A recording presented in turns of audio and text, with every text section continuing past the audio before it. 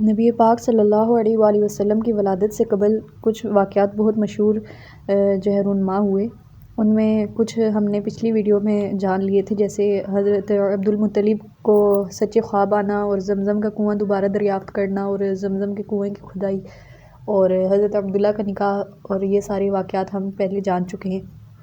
آج کا جو واقعہ ہے جو نبی کریم صلی اللہ علیہ وآلہ وسلم کی ولادت سے قبل رونما ہوا، جس کے بارے میں ہم آج جانیں گے، وہ ہے واقعہ اصحاب فیل، اور اس کو ہاتھی والوں کا واقعہ بھی کہا جاتا ہے. اور یہ واقعہ یہ ہوا، فیل ہاتھی کو کہتے ہیں، اس لیے یہ واقعہ جو ہے اس کا نام ہی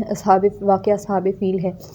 ہوا یہ تھا کہ نبی کریم صلی اللہ علیہ وآلہ وسلم کی ولادت سے 50 یا 55 روز پہلے ایک جو شخص تھا، اس کا نام تھا ابرہہ، اور یہ یمن کا حاکم تھا. اور اس نے کیا کیا کہ اس نے جب دیکھا کہ لوگ جو ہے حج کے لیے بیت اللہ جاتے ہیں، مکہ مکرمہ جاتے ہیں اور خانہ کعبہ کا طواف کرتے ہیں، تو اس نے چاہا کہ عیسائی مذہب کے نام پر ایک عالیشان عمارت بناؤں، اور جو بہت زیادہ جو ہے خوبصورت بنی ہوئی ہو، اور تاکہ جو عرب کے سادہ لوگ ہیں وہ کعبہ کو چھوڑیں، وہ جو سادہ سی عمارت ہے یعنی کہ خانہ کعبہ، اس کو چھوڑیں، اور یہ جو مصنوعی میں بناؤں گا، میں جو عیسائی مذہب کے نام پر عمارت بناؤں گا جو بہت خوبصورت دیکھنے میں ہوگی، تو لوگ آئیں اور اس کا طواف کرنا شروع کر دیں. اب اس نے کیا کیا، یمن کا جو دارالسلطنت تھا، اس جگہ کا نام تھا صنعاء، اور وہاں پر اس نے ایک خوبصورت گرجا بنایا عیسائی مذہب کے نام پر. اور عرب میں جب یہ خبر مشہور ہوئی تو قبیلہ کنانہ کا ایک آدمی تھا، وہ وہاں پر آیا اور پخانہ کر کر بھاگ گیا. اور حضرت ابن عباس رضی اللہ عنہما سے منقول ہے کہ عرب کے نوجوانوں نے اس وقت قریب ہی کہیں آگ جلائی ہوئی تھی. جیسے ہم نے پہلے بھی جانا کہ شام اور یمن والی سائڈ پہ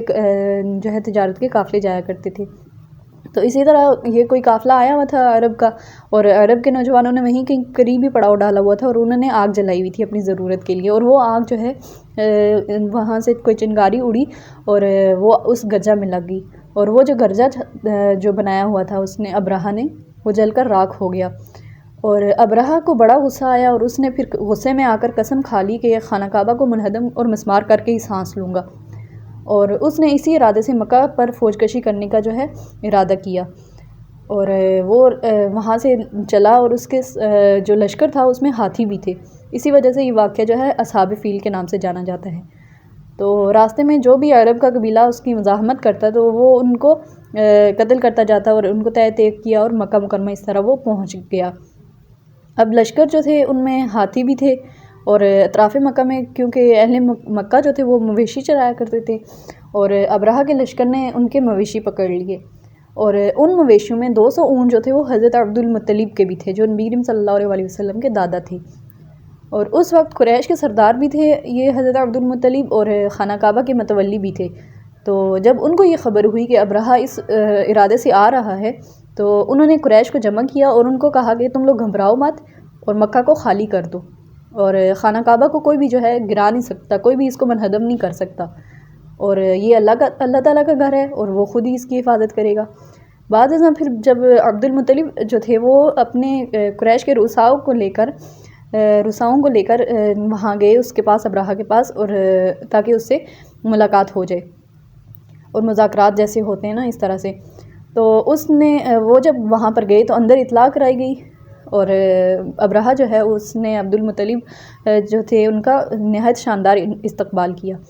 اور وہ کیونکہ حضرت عبد المطلب کی جو وہاں پہ شان و شوکت تھی اس سے بھی وہ واقف تھا، تو اس لیے اس نے صحیح شاندار استقبال کیا. اور یہ تو مناسب نہ سمجھا کہ ان کو ساتھ اپنے تخت پر بٹھائے، یعنی کہ جو اس کے بیٹھنے کی جگہ جو اسٹیج سا بنایا گیا تھا، اس نے یہ مناسب نہیں سمجھا کہ ان کو اپنے ساتھ یہاں پر بٹھاؤ، بلکہ ان کے ساتھ جو ہے وہ زمین پر ہی بیٹھ گیا. اور اس نے پھر وہاں پر ان کا خاص جو ہے اعزاز و اکرام کیا، یعنی کہ ان کے ساتھ خود جو ہے نیچے بیٹھ گیا. اور اسی میں پھر بات چیت ہوتے ہوئے عبد المطلب نے اپنے جو ان کے اونٹ 200 اونٹ جو تھے جن کو اس نے قبضے میں لے لیا تھا، ان کی رہائی کا مطالبہ کر دیا. تو ابرہہ جو تھا وہ بڑا حیران ہوا کہ بڑے تعجب کی بات ہے کہ میں تو آپ لوگوں کے مطلب خانہ کعبہ کو منہدم کرنے کے ارادے سے آیا ہوں، اور آپ آئیں اور آپ آ کے مجھ سے اونٹوں کا مطالبہ کر رہے ہیں. تو یہ جب عبد المطلب نے یہ بات سنی تو انہوں نے کہا کہ انسان جس چیز کا مالک، بندہ جس چیز کا مالک ہوتا ہے وہ اسی چیز کی جو ہے ڈیمانڈ کرتا ہے، اور میں تو چونکہ اونٹوں کا مالک ہوں اس لیے میں نے اونٹوں کا سوال کیا ہے، اور کعبہ جو ہے اس کا مالک تو خدا ہے اور وہ خود اپنے گھر کو بچا لے گا۔ اب ابرہہ جو تھا اس نے کچھ دیر ایسے ہی سکوت اختیار کیا، اور پھر جو اپنے اس کے سرونٹس تھے ان کو کہا کہ ان کے اونٹ ان کو واپس کر دیں۔ عبد المطلب اپنے اونٹ لے کر واپس آ گئے اور قریش کو حکم دیا کہ مکہ خالی کر دیں،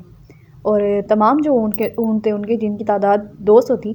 ان کو خانہ کعبہ کی نظر کر دیا، اور چند آدمیوں کو لے کر اپنے ساتھ خانہ کعبہ کے دروازے پر حاضر ہوئے، اور وہاں پر سب نے گڑ گڑا کر دعائیں مانگی، اور عبد المطلب اس وقت کچھ دعائیہ اشعار پڑھ رہے تھے، کیونکہ عرب میں شاعری کا بہت زیادہ رجحان تھا تو وہ بھی کچھ دعائیہ اشعار پڑھ رہے تھے۔ اب ان میں ان کے اشعار کا جو اردو میں ترجمہ ہے وہ یہ ہے کہ اے اللہ، بندہ اپنی جگہ کی حفاظت کرتا ہے، پس تو اپنے مکان کی حفاظت فرما، اور اہل صلیب اور صلیب کے پرستاروں کے مقابلے میں اپنے اہل کی مدد فرما۔ اہل صلیب یعنی کہ یہ جو عیسائی ہوتے ہیں،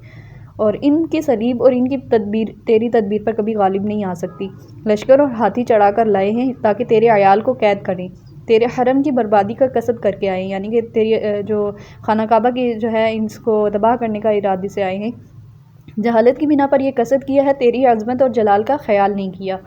جب عبد المطلب ان اشعار کو پڑھ کر اور دعا پڑھ کر فارغ ہوئے تو اپنے ساتھیوں کو لے کر پہاڑ پر چڑھ گئے، اور ابرہہ جو تھا وہ اپنا لشکر لے کر خانہ کعبہ کو گرانے کے لیے آگے بڑھا،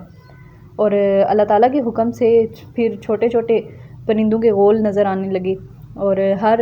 پرندے کی چونچ میں اور ان کے پنجوں میں، یعنی کہ ہر پرندے کی ایک چونچ اور 2 پنجے، 3 کنکریاں ہر ایک پرندے کے پاس تھیں، اور وہ کنکریاں جو ہیں وہ ایک یک بعد دیگرے جو ہے وہ ان کے اوپر برسنے لگیں، اس لشکر کے اوپر، اور اللہ تعالیٰ کی قدرت سے وہ کنکریاں جو تھیں وہ گولی کی طرح کام دے رہی تھی، یعنی کہ سر سے اگر لگ رہی ہیں تو وہ پاؤں سے نکل رہی تھی، سر پر گرتی جا رہی تھی اور پاؤں سے نیچے سے نکلتی جا رہی تھی، اور جس پر بھی وہ کنکری لگ رہی تھی وہ وہیں پر ہلاک ہوتا جا رہا تھا، اور اس طرح اس کا لشکر تباہ ہوا کہ جیسے کسی نے کیما بنا کر رکھا ہوا، اور ابرہہ کا تمام لشکر جو ہے تباہ اور برباد ہو گیا، لیکن ابرہہ اس میں بچ گیا تھا، اور وہ بچا کیسے کہ وہ وہاں پر نہیں مرا، وہ وہاں پر ہلاک نہیں ہوا، بلکہ اس کے بدن پر چیچک نما دانے جو ہیں ایک دم سے نمودار ہونے شروع ہو گئے، جیسے ہمارے ہاں چکن پاکس جسے کہتے ہیں، اور اس طرح کے دانے جو ہیں اس کے نمودار ہوئے، اور اس سے تمام اس کا بدن جو تھا وہ گلنے سڑنے لگا، اور ہر اس کا عضو جو تھا وہ کٹ کٹ کر گرنے لگا، ایسے ہی جیسے ہاتھ پہ دانے نکلے وہ خراب ہوا، گل سڑ گیا، اور ہاتھ جو ہے کٹ کر الگ ہو گیا، اس طرح کرتے کرتے ایک ایک اس کا جو باڈی پارٹ تھا وہ الگ ہو کر گرتا جاتا، اور پھر کیا ہوا کہ وہ خود یہ جب اس کے ساتھ واقعہ ہوا تو وہ یمن کی طرف واپس نکل پڑا بھاگنے کے لیے، اور راستے میں ہی اس کا پھر سینہ پھٹا اور اس کا دل باہر آ گیا، اور پھر اس طرح وہ اس کا کام تمام ہوا، اور اس طرح وہ اس کا دم آخر ہوا۔ جب سب مر گئے تو اللہ تعالیٰ نے ایک سیلاب بھیجا اور ان سب کو وہ بہا کر دریا میں لے گیا۔ یہ واقعہ نبی کریم صلی اللہ علیہ وسلم کی ولادت سے 50 یا 55 روز قبل کا ہے۔ ابھی نبی کریم صلی اللہ علیہ وسلم کی ولادت ہوئی نہیں ہے، لیکن اس کے کچھ جو ہے جیسے ارہاس جسے کہتے ہیں، ارہاس پہلے ہی ہو چکا ہے، یعنی کہ نبی کریم صلی اللہ علیہ وسلم کی موجودگی میں جو واقعات اس طرح کے رونما ہوتے تھے ان کو معجزہ کہتے ہیں، اور نبی کریم صلی اللہ علیہ وسلم کی ولادت سے قبل جو اس طرح کے واقعات ہوتے تھے ان کو ارہاس کہتے ہیں۔ تو یہ ارہاس جو تھی یہ اصل میں نبی کریم صلی اللہ علیہ وسلم کی آمد کا جو ہے ایک غیبی اشارہ تھا، اور یہ ایک غیبی اعلان تھا کہ نبی کریم صلی اللہ علیہ وسلم جو ہیں عنقریب اس عالم میں آنے والے ہیں،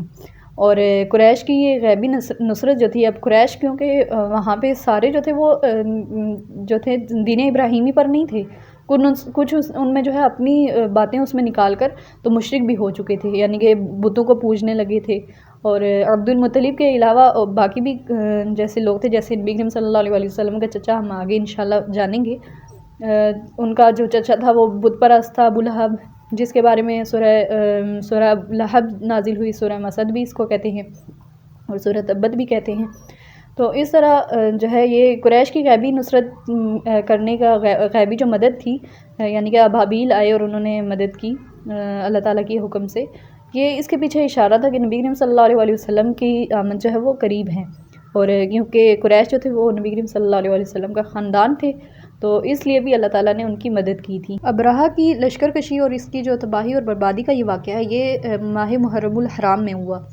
اور محرم کا مہینہ تھا، اس میں یہ ہوا، اور نبی کریم صلی اللہ علیہ وسلم کی ولادت کا زمانہ بالکل قریب آ چکا تھا، اور اس زمانے میں جو اس قسم کے خوارق ظاہر ہوئے تو وہ آپ صلی اللہ علیہ وسلم کی نبوت کے ارہاسات تھے، یعنی کہ یہ نشانیاں تھیں کہ آخری نبی جو ہیں وہ ان کا ظہور ہونے والا ہے، ان کا وہ پیدائش ہونے والی ہے۔ اور اس واقعے کے تقریباً 50 سے 55 روز بعد نبی کریم صلی اللہ علیہ وسلم کی ولادت ظہور میں آئی۔ اس واقعے کے بارے میں اللہ تعالیٰ نے قرآن پاک میں ایک خاص صورت اتاری جسے سورہ فیل کہا جاتا ہے۔ أَلَمْ تَرَ كَيْفَ فَعَلَ رَبُّكَ بِأَصْحَابِ الْفِيلِ، یہ والی صورت جو ہے اسی واقعے کے بارے میں نازل ہوئی۔